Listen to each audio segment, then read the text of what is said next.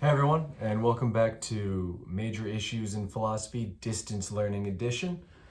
Last lecture we talked about arguments for the existence of God. So we talked about arguments that try to show that God does exist, or at least one of them does. Pascal's wager just tries to show that you should believe in God because it's in your best interest.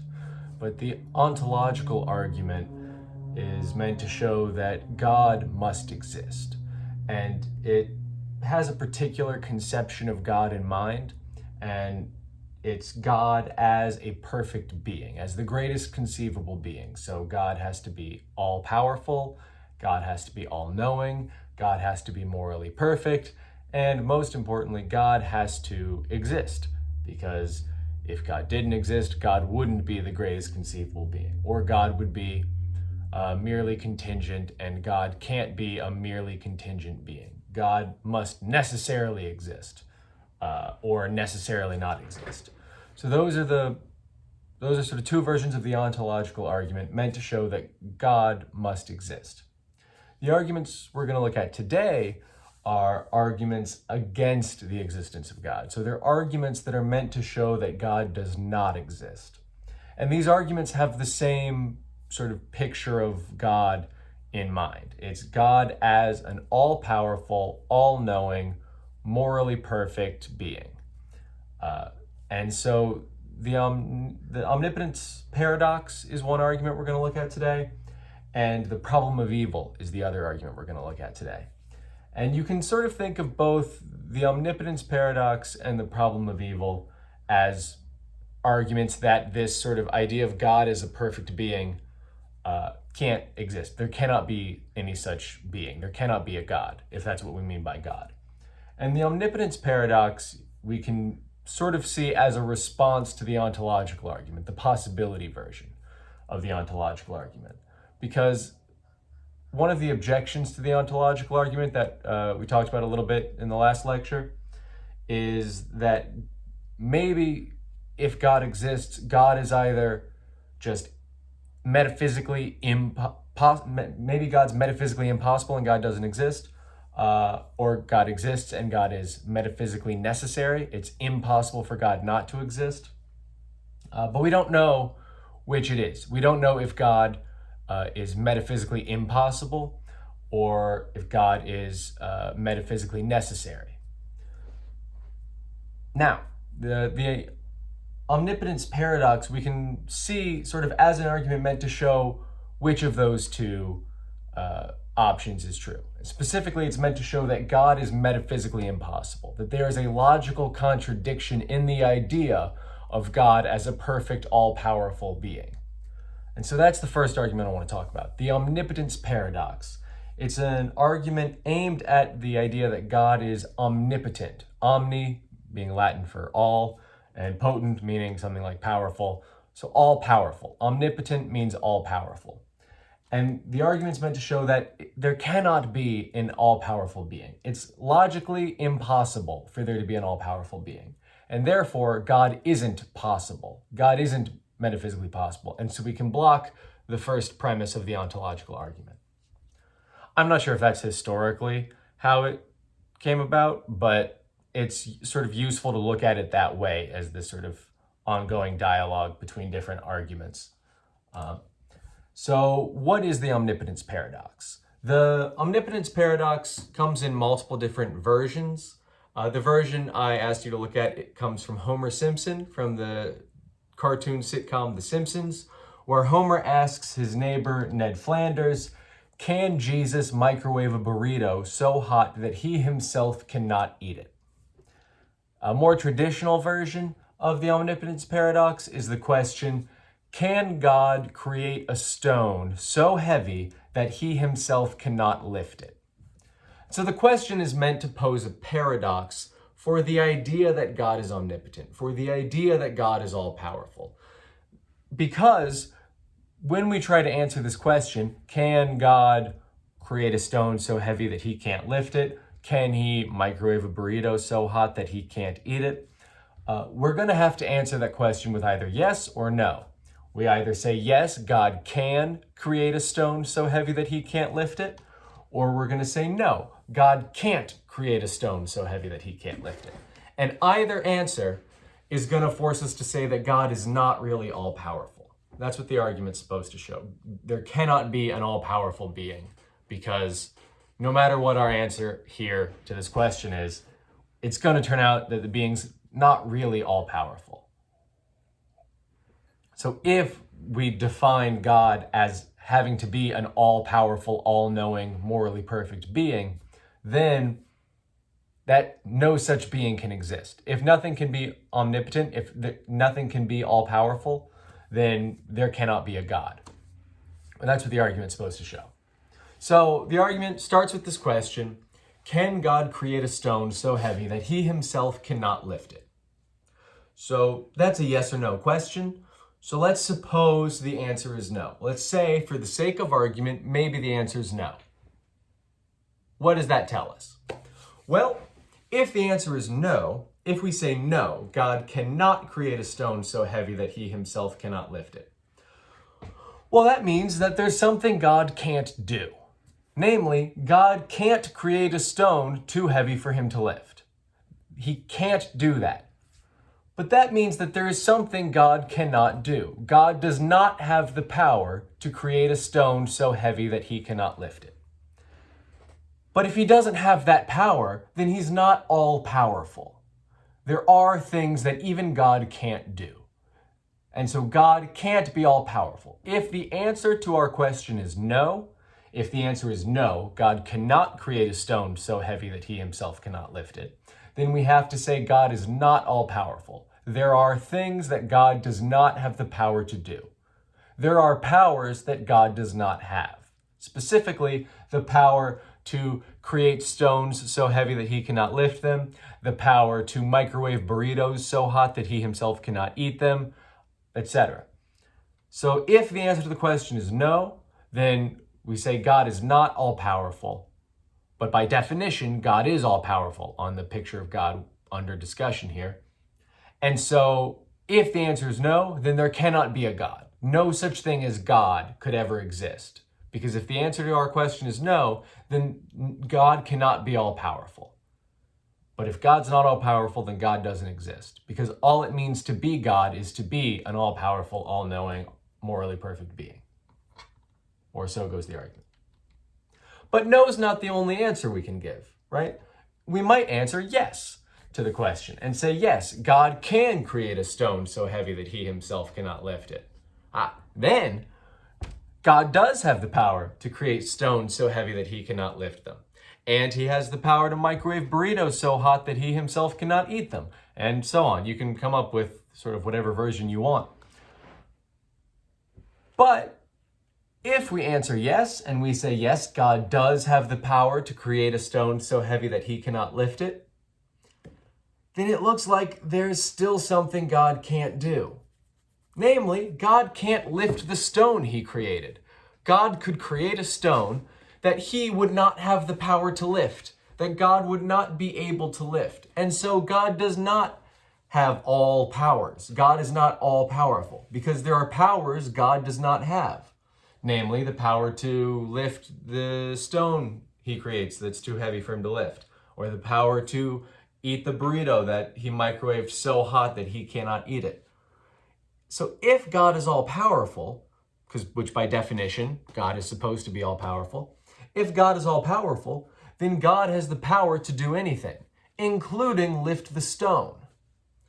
But if God can't lift the stone, because we said God has the power to lift a stone so heavy that he himself cannot lift it, to create a stone so heavy that he himself cannot lift it. If God has the power to create a stone so heavy that he himself cannot lift it, then there's a power God doesn't have, lifting that stone. God can't lift the stone that's too heavy for him to lift, so God is not all-powerful. There are powers that God does not have, and so if we answer yes to this question, and we say God can create a stone so heavy that he himself cannot lift it, then there are powers God does not have. There are things God cannot do. God does not have the power to lift the stone. God does not have the power to eat the burrito. And so if we answer yes to this question, then God is not all-powerful. And so there's our problem, right? We have a simple yes or no question. Can God create a stone so heavy that he himself cannot lift it? And if we answer yes, we have to say God is not all-powerful. And if we answer no, then we have to say God is not all-powerful. So either way, God isn't all-powerful, right? And this suggests there's something inconsistent in the idea of an all-powerful being, that there's something just mistaken in our thought that there could be an all-powerful being. This should show, the argument says, defenders of the argument say, this should show that it's impossible for a being to be omnipotent, because either that being can create a stone so heavy they cannot lift it, or they can't. And either way, the being's not omnipotent. So any possible being will have to either be unable to create such a stone or unable to lift such a stone. And either way, that being will not be all-powerful. So there cannot be an all-powerful being. There is no such thing as an all-powerful being.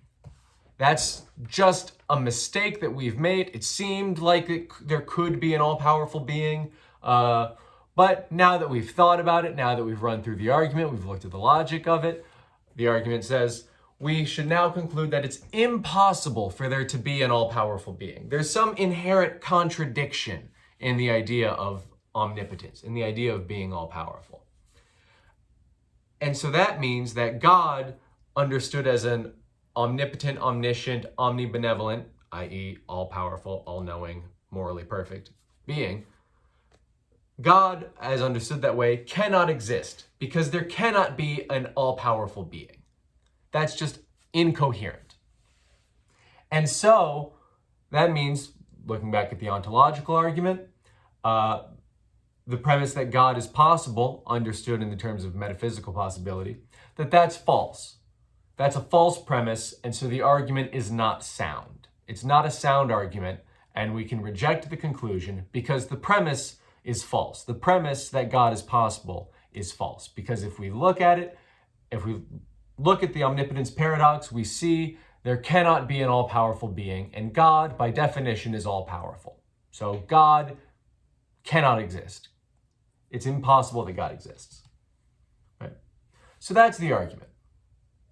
And if you look at the slides, I've laid out a sort of formal version of the argument, which follows the A or B, if B then C, if A then C, therefore C, valid argument structure that we talked about early in the class when we were going over valid arguments. So the argument laid out this way is a valid argument. The Omnipotence Paradox is a valid argument. So if one wants to avoid the Omnipotence Paradox, one has to reject one of the premises. You either have to say God doesn't have to be all-powerful, and that's one option. Historically, some people have said God is not all-powerful, God is not omnipotent, God is just the most powerful thing. And that means you don't get to use the ontological argument anymore. You cannot use that to argue for the existence of God. But maybe you don't need that. Maybe you have other arguments, maybe you have other defenses. So maybe you want to say God's not all-powerful.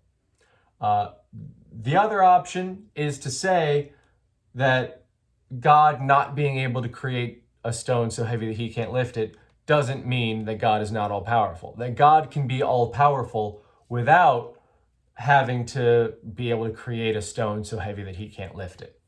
And that's the move that historically most people have taken to try to avoid the Omnipotence Paradox. And the basic strategy is to say, look, what do we really mean when we say that God is all-powerful? Like, what does that mean? Can God lamp dog pony? Does God have the power to lamp dog pony? It looks like the answer should probably be, what? Like that's genuinely probably the correct answer here, to go, what are you talking about? And the reason that's the correct answer is because it doesn't mean anything to lamp dog pony. to have the power to lamp dog pony is a meaningless phrase. There's nothing to it. And so we don't have to say, yes, God has the power to lamp dog pony in order to say that God is all powerful. We can say God is all powerful and still say God can lamp dog pony is not a true sentence. We can deny that God has the power to lamp dog pony and still say God is all powerful. Because saying God can lamp dog pony or God has the power to lamp dog pony is just nonsense, just straightforward nonsense. And so there's at least some limit on what God can do. Even if God is all powerful, there's some limit on what God can do. Maybe we want to say God could not make 2 + 2 = fish, even if God was all powerful. God can't make 2 + 2 = 5, even if God is all powerful. Because maybe when we say God is all powerful, all we're really saying is God has the power to do anything possible. God has the power to do anything possible. And that doesn't mean God can do anything fill in the blank.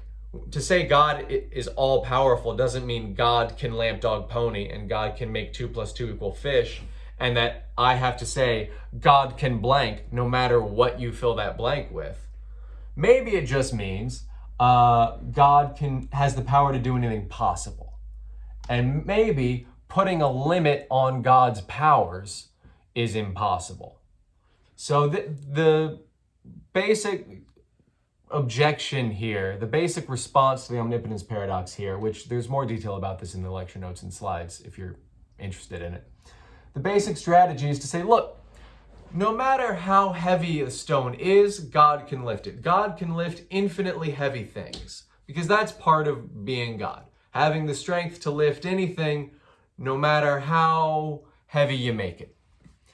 But so there is no such weight that something would be too heavy for God to lift. The idea of being too heavy for God to lift is incoherent. And that's where the contradiction is. It's not in the idea of God being all powerful. It's in the idea of anything being so heavy that an all powerful being can't lift it. And so putting limits on an all powerful being, making something too heavy for an all powerful being to lift, that's what's impossible. That's where the contradiction is. And so God not having the power to do that, God not having the power to make something too heavy for God to lift, that's impossible. And so God not having that power is like God not having the power to make 2 + 2 = fish, or God not having the power to lamp dog pony. It's just impossible nonsense. God making something too heavy for God to lift, God making 2 + 2 = fish. These are just logical impossibilities. It's nonsense that we should ignore. And God not being able to do these things does not mean that God is not all powerful. Right? So for God to be all powerful, God just has to be able to do everything possible. And making something too heavy for God to lift is impossible. So God can't do that. God does not have that power. And yet God is still all powerful. And so that's historically been the most popular way to try to get out of the omnipotence paradox. You can also try to get out of it in a variety of other ways. People have talked about it since, I know Averroes, the Islamic philosopher, talked about it in like 1100 and something. So it's been close to 1,000 years at least that people have been talking about it. So there are a lot of responses you can try to make to this argument. If neither of those satisfy you, but you still get the sense there's something wrong here, I encourage you to do some exploring and ask me any questions you have and look into it, because it is an interesting area, I think.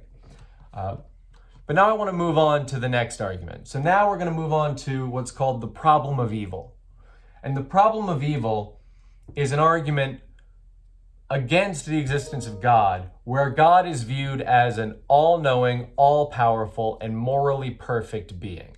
So the fancy Latin jargon words are omnipotent, omni, all, potent, powerful, omniscient, which comes from the roots for all, omni, all, and The scient part comes from the same root as science. It means knowledge, so it's all-knowing. And omnibenevolent, so omni meaning all, benevolent meaning good, so all good, morally perfect. So this view of God as an omnipotent, omniscient, and omnibenevolent being is what the problem of evil is meant to target. And the argument goes like this. The argument says, look, there is evil in the world. Just as a fact of the matter, there is evil out there in the world. Some people are evil, some bad things happen, and this doesn't have to be evil in the sense of, like Nazis and murderers and serial killers and things. It can also be evil just in the sense of like needless suffering. So people dying of disease is evil in this sense. People dying in storms, evil in this sense. There is needless and preventable suffering in the world, right? That's just taken to be an empirical claim that you can go out and verify. Read the news, you'll see there's suffering in the world. So that's premise one, there is needless and preventable suffering in the world. Premise two is that if God is all-powerful, then God has the power to destroy all evil. If God is all-powerful, if God can do anything, or anything possible, then God can destroy all evil. God can end suffering in the world. That seems possible. There's no contradiction in people not dying of disease and murder anymore. It seems like God has the power to do that. So if God is all-powerful, then God has the power to destroy all evil. And if God is all-knowing, then God knows about all evil and knows how to destroy it. So if God is all-knowing, if God's omniscient, then God knows about all the evil in the world. God's not ignorant. God's not going to find out and be like, oh, crap, I didn't know all this stuff was happening. I got to fix it. Like, God already knows about it, and God has always known about it if God is all-knowing. And God knows how to destroy all evil. It's not like God can't figure it out, and God's just sitting in a lab with a pen and paper trying to work through how to do it. Like, God's all-knowing. God knows how to do it. So if God's all-powerful, then God has the power to destroy all evil. If God is all-knowing, then God knows about all the evil and knows how to destroy it.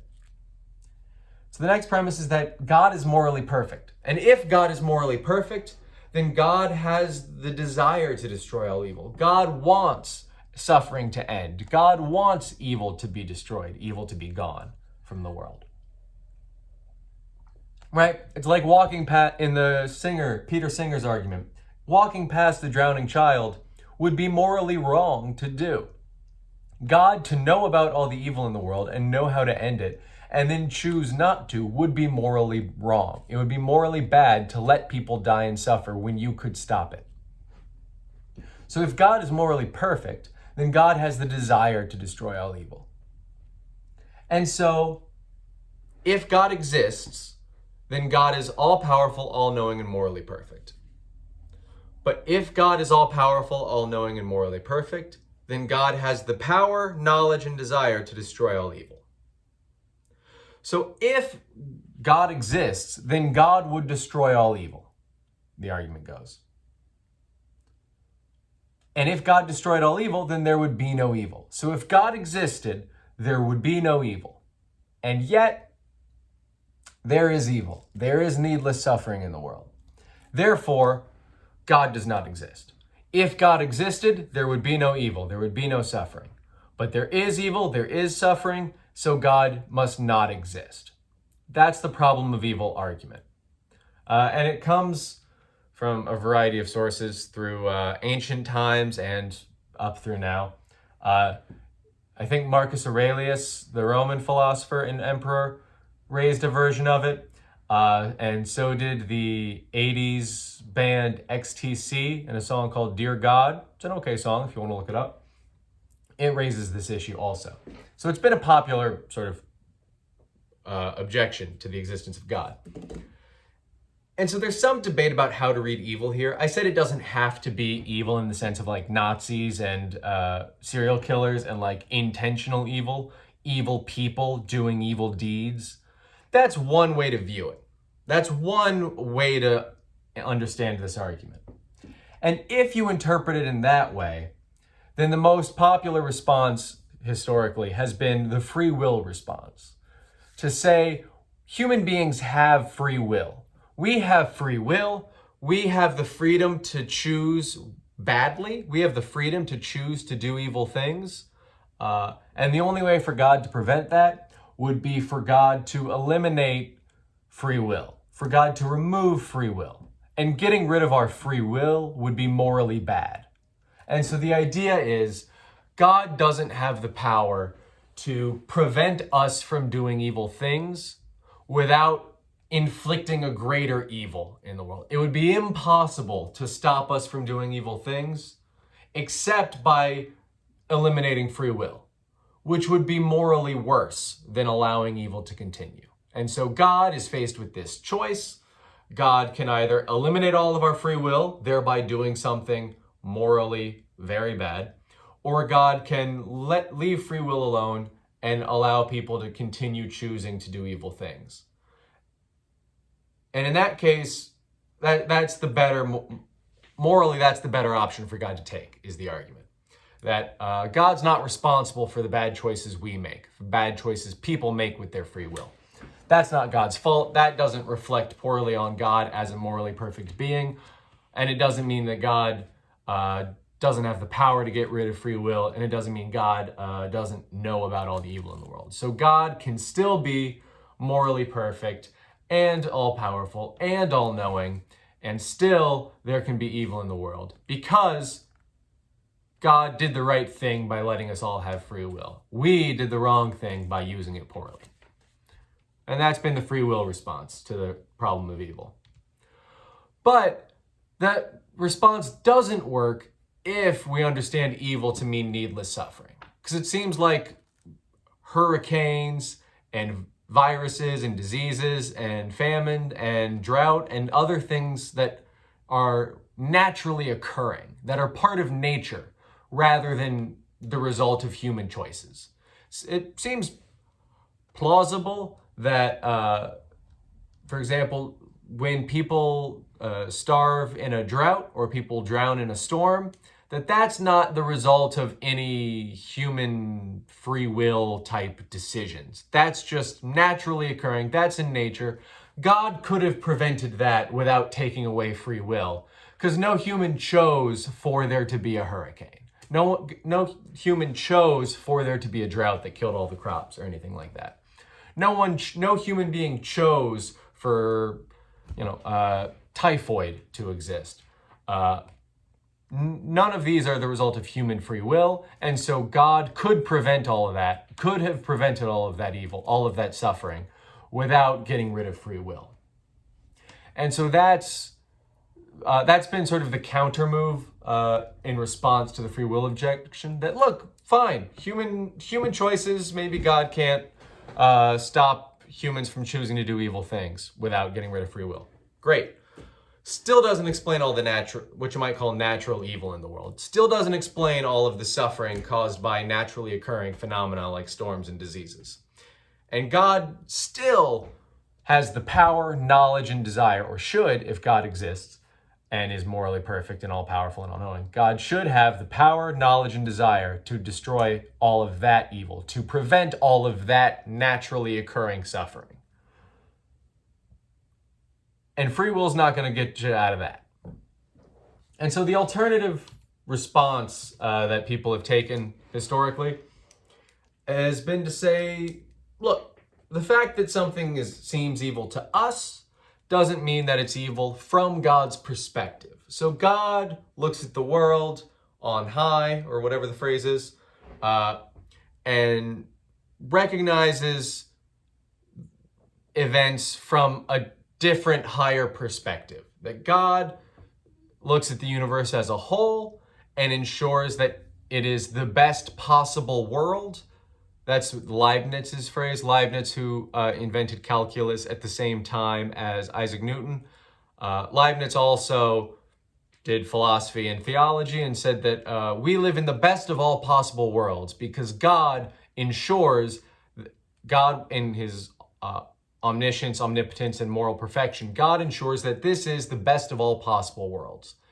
We live in the best world with the least amount of evil in it, the least amount of evil possible. And the fact that things seem evil to us, or the fact that there is suffering and pain that we as humans experience, does not mean that the universe as a whole is not the best way it could possibly be. So the core idea here is that all of the suffering and evil that we see and experience in the world that seems needless from our perspective is not needless from God's perspective. It's not needless from the all-seeing, all-knowing perspective of God. It's all none of it's needless. It's all necessary as part of the greater picture of the universe as a whole. Marcus Aurelius said something like this, something to the effect of, "Does aught befall you? It is good. Everything that occurs has been ordained for you from the beginning. It is part of the great web." Meaning, if you're suffering now, great. It's a necessary part of the fabric of the universe, the preordained web from the universe. By suffering now, although it seems needless to you, you are doing your part in ensuring the universe is the best possible world. You can't see why this suffering is necessary, but from God's all-seeing perspective, it is necessary. So there is no needless suffering in the world. There's no such thing as needless suffering in the world. And that's the response. Now, that's the objection to the problem of evil argument. Now, some people have objected to that objection and said, look, it seems really implausible that there was no possible way to make the world better and not have cancer in it. There was no possible way to have a universe that was better, that was just as good, except there wasn't a Holocaust. Like, there's no possible way to make the world better by getting rid of that stuff. All of that was vitally necessary. That seems implausible to a lot of people. And so it's sort of at this point, the debate, I think, is sort of at this point where if you already believe in God, you're not obligated to give things up because you can point to God being ineffable. But if you don't believe in God, then this response doesn't give you a reason to, because it seems implausible from the human perspective that that the Holocaust and cancer and all these other seemingly needless forms of suffering in the world are really serving a higher purpose. But those are just some responses you can take, some argumentative moves that you can make here. These arguments have all, that we've talked about this lecture and last lecture, have all come in a variety of versions over the millennia. And there are a variety of responses that people have made, and we've only sort of barely scratched the surface. So if any of these arguments seem interesting to you, if any of them seem like there's a problem in the argument that we didn't talk about or anything like that, I encourage you to either ask me questions about it or look into it and read about it on your own. The internet is a wonderful resource on these sorts of things. And if you have any questions, let me know. Next week, we will move on. We'll stop talking about whether or not God exists, and we'll move on down the Unit 3 section into free will, which we will talk about on Thursday next week because we have Tuesday off. All right, that's it for this lecture. Stay safe out there.